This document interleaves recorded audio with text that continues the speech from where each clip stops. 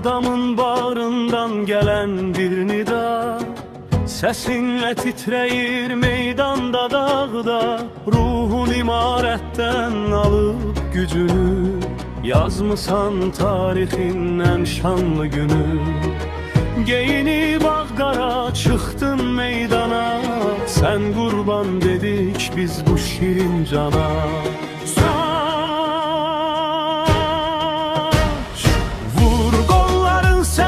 Gelsin uzaktan, dönme bu şerefli müqəddəs haqdan. Qarabağ, Qarabağ, atlılar gelir, zəfər sorağını dünyalar bilir. Qarabağ, Qarabağ, Azərbaycanım, sən mənim şöhrətim, sən mənim canım.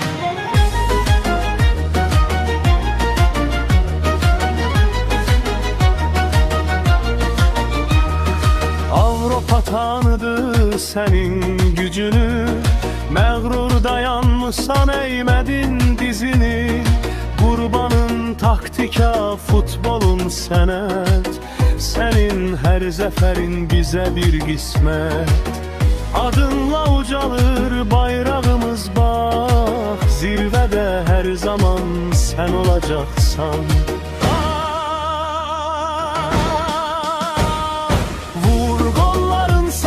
Gelsin uzaktan, dönme bu şerefli müqəddəs haqdan.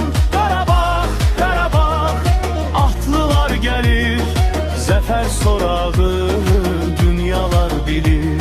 Qarabağ, Qarabağ, Azərbaycanım, sən mənim şöhrətim, sən mənim canım.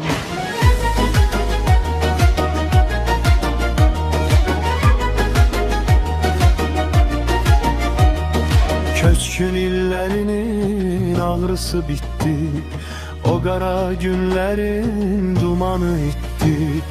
İndi doğma yurtta toplar səslənir, səninlə